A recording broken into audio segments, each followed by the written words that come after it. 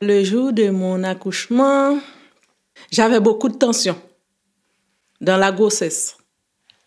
Et puis, un jour, je suis allée à l'hôpital.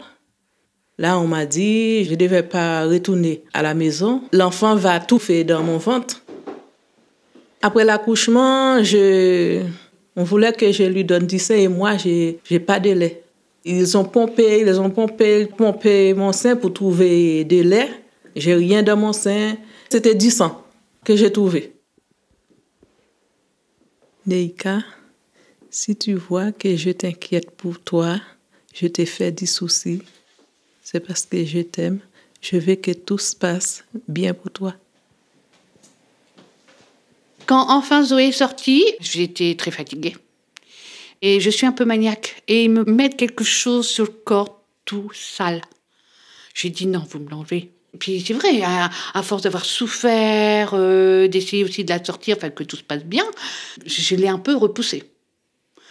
Donc ils me l'ont prise, ils ont été avec le papa, ils se sont occupés d'elle. Et là, je me suis sentie un peu plus apaisée et ils me l'ont apportée. Elle était trop belle.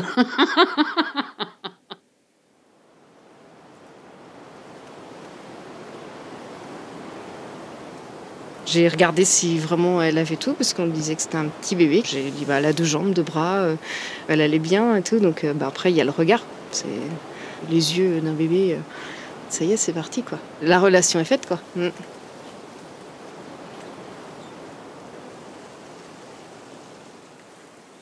Est-ce qu'on s'est promis, dans ce premier regard, elle et moi infini, que rien ne nous sépare?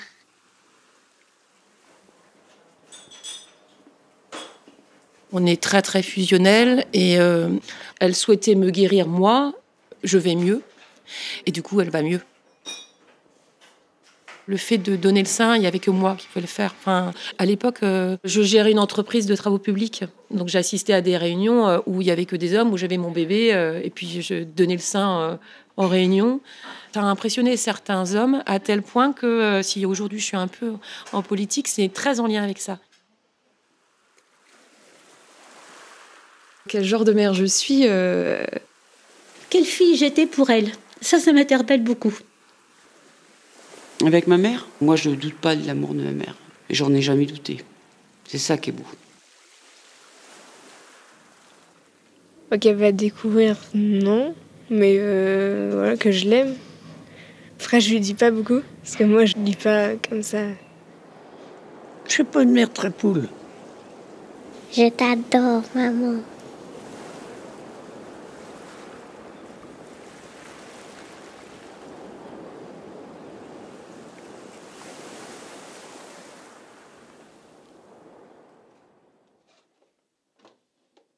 Mes parents, faisant les marchés de manière itinérante, vont s'éloigner de plus en plus de la région parisienne. Toute petite déjà, ils me confient à mon arrière-grand-mère. Et c'est mon arrière-grand-mère qui va m'élever jusqu'à l'âge de 9-10 ans. Et je vois mes parents 3 à 4 fois par an seulement. Ils disent pas quand ils vont venir. Mes mamans portent femme de Rochat. Et lorsque je rentre de l'école, rue Paul-Bert, où j'habite, chez mon arrière-grand-mère, la pièce, c'est une cuisine avec un évier, les toilettes sont à la turque et dehors. Hein. Et je dis, oh, maman est là, maman est là, maman est là. Et elle est sur le côté, elle est cachée derrière l'armoire. Des câlins, 15 minutes. Hein, à peine ils boivent un petit pot, ils donnent des sous à ma grand-mère. J'ai toujours manqué de rien et puis j'ai eu la chance d'être entourée de gens sains. Et j'étais évidemment en manque de papa et maman. Ça a été le drame de ma vie.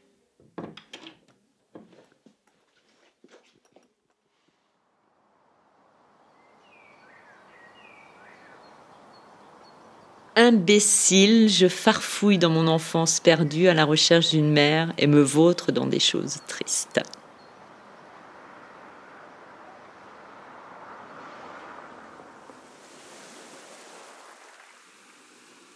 Moi, j'ai perdu ma maman à 6 ans, donc j'ai essayé de retrouver des choses d'elle. Et en fait, je n'ai ni souvenir de son physique, de son odeur, de sa voix, de sa peau, de tout, de rien en fait. J'ai vraiment pas du tout de souvenir.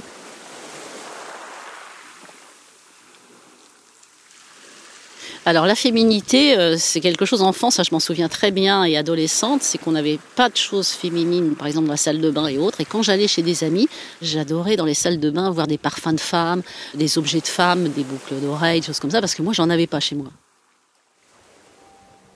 Anaïs de Cacharel. C'est mon parfum et j'ai toujours aimé ce parfum-là et ça me fait penser à ma mère. Et bah, l'odeur de la nature, les fleurs, comme elle adore jardiner et qu'elle passe beaucoup de temps dehors et à entretenir justement les extérieurs. La rose. Alors, Patricia, je veux te dire aujourd'hui, face à face, que je t'ai très mal jugée quand tu étais petite. Oui, parce que pour moi, tu étais paresseuse. Tu sais, je disais même cossarde, hein, et ça te blessait, hein. Alors que tu débordes de courage. Tu débordes de courage. Je peux te l'avouer parce que je t'ai très mal jugée. Voilà, ça y est, c'est tout ce que j'ai à te dire. T'as pas été que ça pour moi, mais c'est vrai que ça. Eh ben J'ai oui, focalisé eh ben oui. sur Comme quelques quoi, mots alors qu'il y en avait faut faire d'autres. attention quand on dit quelque chose à un enfant. Toi, tu as eu l'impression que tu étais le vilain petit canard, alors que c'était pas du tout le cas. Il y en a 6, ils sont tous au même rang, hein.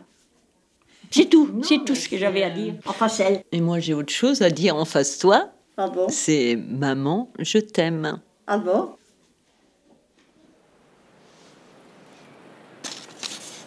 Toute mère est sauvage. Sauvage en ce qu'elle appartient à une mémoire plus ancienne qu'elle.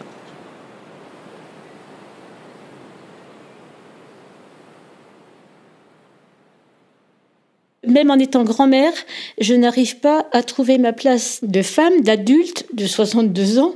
J'ai encore ce sentiment de soumission, de devoir et d'obligation par rapport à une mère qui... Elle a voulu me donner beaucoup de choses, mais j'ai pas su les recevoir, ou du moins, voilà. Cette transmission, c'est pas faite. Autour de moi, on m'avait dit tu verras, quand tu auras des enfants, le rapport avec ta maman va s'améliorer. Il s'est pas amélioré, bien au contraire. Alors, il s'est pas détérioré pour autant, mais je me suis rendu compte de tout ce que moi j'aurais aimé qu'elle fasse et que moi j'essaie de mettre en place avec mes enfants alors que je travaille, alors que je suis aussi maman solo. En fait, ce qui est très important, c'est que je crois que j'ai beaucoup pleuré parce que toute ma petite enfance, on m'a demandé de ne pas pleurer. Et moi, je n'avais qu'une envie, c'était de pleurer. Et pour moi, c'est une telle souffrance de ne pas avoir le droit de pleurer, et ben que merci de me l'autoriser. Je voudrais qu'elle soit heureuse dans sa peau, quelle que soit sa peau. Et ça, j'y arrive pas. Elle s'aime pas. Bon, je lui ai proposé ça, c'est ceci pour lui dire, mais Sarah, j'adorerais être en photo avec toi, j'adorerais te voir dans une expo, j'adorerais t'entendre, parce que je suis tellement fière de toi que tout ce que tu as à offrir aux gens me semble magnifique.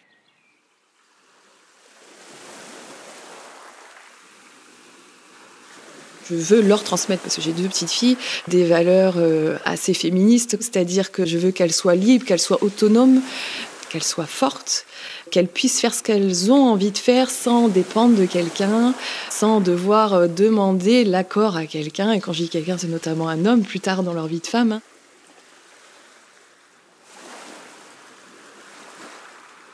Dans mes bras, je l'ai prise, celui qui lui fait mal, je le brise.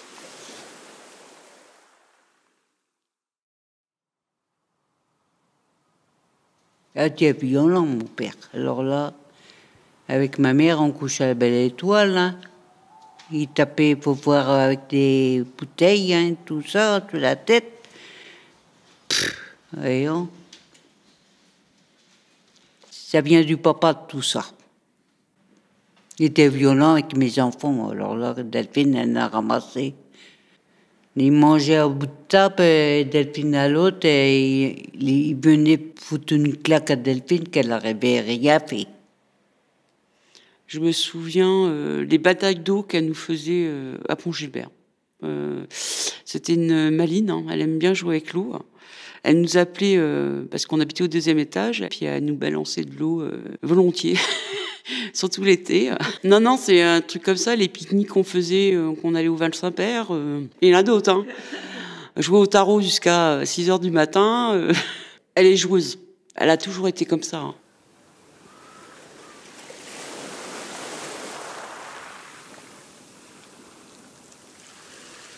Oui, elle est dure, elle est résistante. Ouais, elle est forte, très forte, ouais.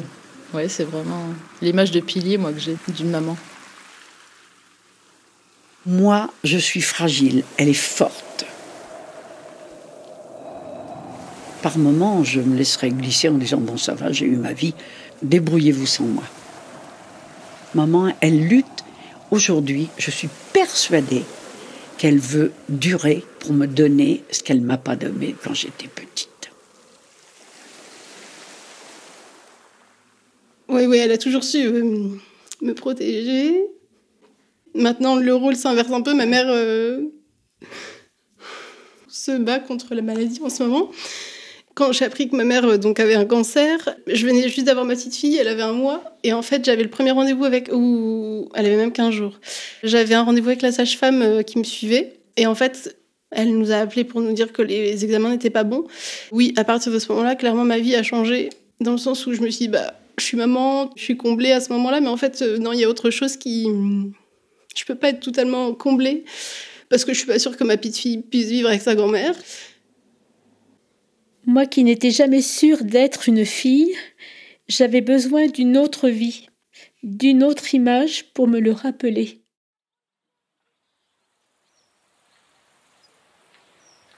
Comme premier tatouage, j'avais décidé de me faire un tatouage qui représentait un petit peu ce trio de femmes dans la famille, donc avec les pivoines qui représentent les fleurs préférées de ma maman, des myosotis pour les fleurs préférées de ma grand-mère. Les petites mûres, c'est le côté un peu cousin-cousine où on allait beaucoup se balader un petit peu dans les chemins. Il y avait toujours des mûres sauvages. C'était important de porter l'histoire de notre trio sur moi. L'objet que j'ai choisi, c'est un sac à main.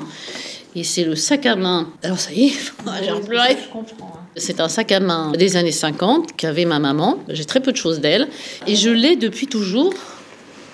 Et...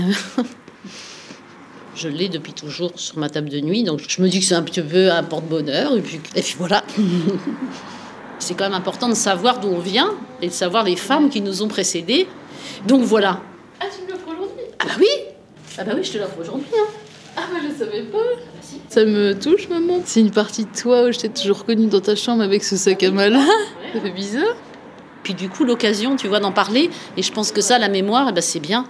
C'est qu'en fait, tant qu'on en parle, on dit que les gens sont vivants. Bah merci, maman.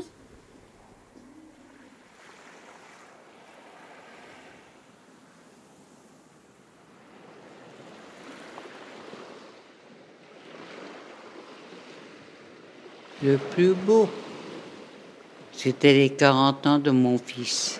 Il y avait du punch et j'étais un peu... Alors, je courais vers Delphine. « Delphine, pas du punch !» Je n'arrêtais pas de lui dire. Elle rigolait. J'avais soif cette journée-là. Hein. Et je dansais. Pour une fois, je dansais. Je n'arrêtais pas de danser. Ça, c'était le plus beau jour de ma vie, ça. Le plus beau jour de votre vie? Oui. Mère, la nuit dernière, j'ai dormi dans votre chemise de nuit en soie. Elle s'habille pour s'habiller, alors que moi, je réfléchis quand je m'habille, je cherche des vêtements, et je sais que quand elle a un entretien ou autre, elle me demande tiens, comment je pourrais m'habiller ? Tu peux me prendre en photo, s'il te plaît, pour mettre dans mon CV. Elle m'avait demandé ça une fois. Je trouve ça drôle parce que je me dis que peut-être que sa maman lui a pas transmis l'importance un peu quand même de s'habiller. Elle s'habille toujours pour s'habiller, mais peut-être qu'un jour, elle aura le déclic de s'habiller pour plaire. De mère en fille, de mère en fils, une même promesse, quelle est-elle ? Qu'on prendra soin de l'une, de l'autre, tant qu'on peut, le mieux possible qu'on pourra. Tu feras attention. C'est ce qu'elle répète tout le temps, ma maman. Je pense que toutes les mères le disent au moins une fois. C'est pas forcément de sa faute, mais il y a plein de moments où elle n'a pas su me protéger, elle m'a plus forcée qu'autre chose, mais c'était pour mon bien. Elle doit se voir un peu en moi, donc elle veut que je sois heureuse. Arrête de t'inquiéter, maman. Fais-moi confiance.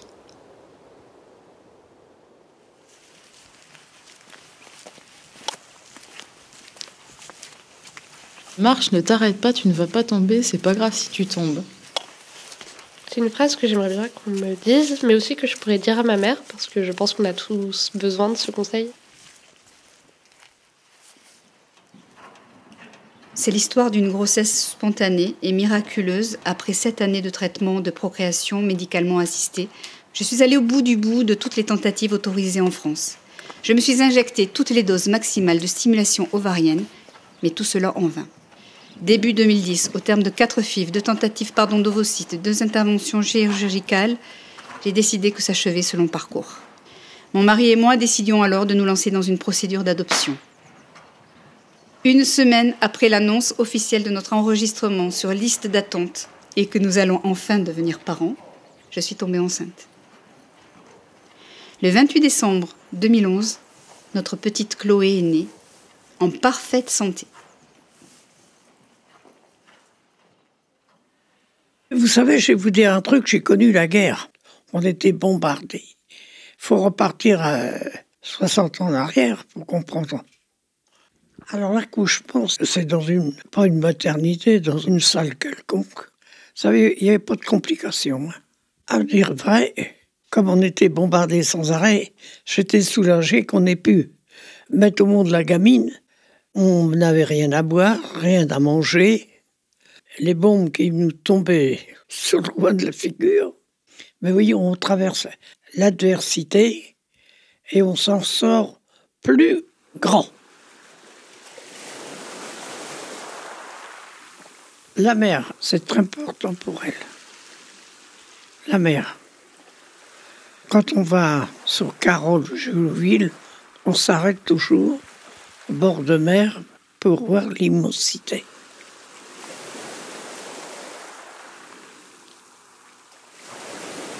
On ouvre les yeux. L'immensité qu'on a.